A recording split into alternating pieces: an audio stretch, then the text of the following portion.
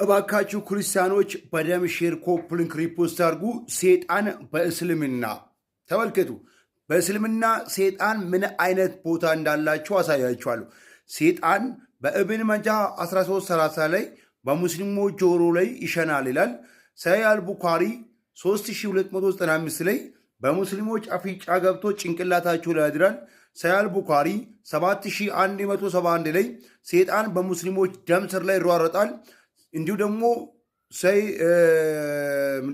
ሰሂህ ሙስሊም ቡክስ 39 ሐዲስ ነምበር 6757 ላይ አሁንም ሴጣን በሙሐመድምና በሙስሊሞች ላይ እንደነበሩ ይናገራል። ስለዚህ ይሄ የሴጣን አስተምሮ እውን የፈጣሪ አስተምሮ ሊሆን ይችላልን? ጥያቄ ጠይቃችኋለሁ።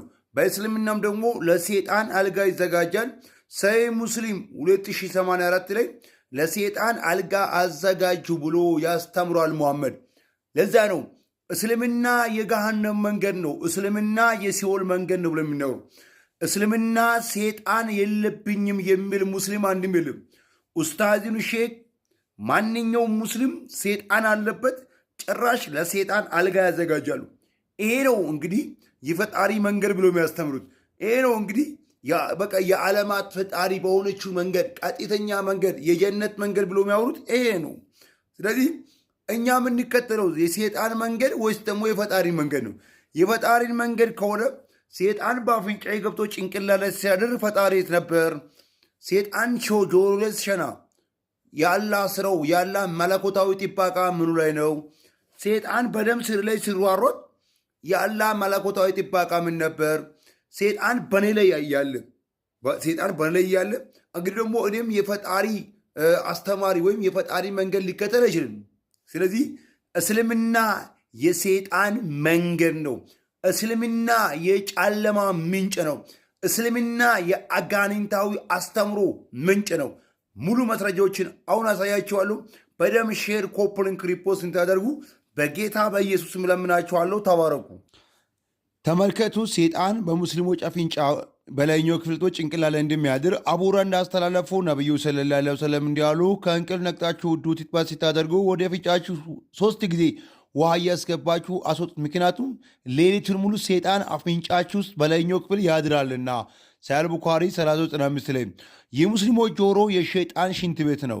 አብዱላህ እንደተረከው እንዲያሉ የአላህ መልእክተኛ አንድ እስከ ጠዋት ረፈት ድረስ ስለሚተኛ ሰው አወሱላቸው። ነቢዩም እንዲያሉ ይህ ነው የሆነው ሼጣን ጆሮአቸው ላይ ሸንቶበት ነው አለ። እንዲሁም ሴጣን በጣም የሚገርም ነገር እዚህ ጋር ለሼጣን አልጋ አዘጋጁ ብሎ ይናገራል። ማኑ ያለው? ሼጣን አንድ መኝታ ሴጣን ነው ይላል። ጃብር አብደላ እንደዘገቡ የአላህ መልእክተኛ እንደዚህ ያሉ፣ ማንኛውም ጊዜ አንድ ለባሉ፣ አንድ ለሚስት፣ አንድ ለእንግዳ፣ አንድ ለሼጣን መኝታ መኖር አለበት። ማስረጃ ሰሂህ ሙስሊም 2084 ማለት ነው። እንግዲህ በዚህ ቁርአን አላህ ወይም ሙሐመድ ብቻ ሳይሆን በራሱ ሴጣን እንኳን ይናገራል። ማስረጃ ሰሂህ ሱራ 93 አንቀጽ ከ1 እስከ 3 ላይ ታገኙታላችሁ። አሁንም ደግሞ ሱራ 22 አንቀጽ 53 ላይ ሴጣንም ይጥለዋል ቃልን ማለት ቁርአን ውስጥ። ከዛም ሴጣን የሚጥለውን ደግሞ አላህ ያስወግዳል። ቁርአን ውስጥ ሴጣንም ጭምር የሚጥል ይሄ መጽሐፍ ስለሆነ ይሄ መጽሐፍ የአጋንንት ወይም የሰይጣን ወይም የእብሊስ የጅኒ መንገድ ነው እንጂ የፈጣሪ አይደለም። አመሰግናችኋለሁ፣ ወዳችኋለሁ።